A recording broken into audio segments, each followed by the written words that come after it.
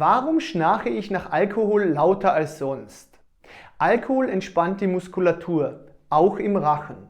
Zunge und Gaumensegel sacken stärker ab und die Atemwege werden enger.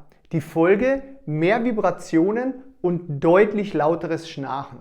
Auch der Atem wird flacher und unruhiger, das macht das Schnarchen noch intensiver. Folgt uns und verpasst nicht den nächsten Post. Wie wirkt Alkohol auf den Schlaf?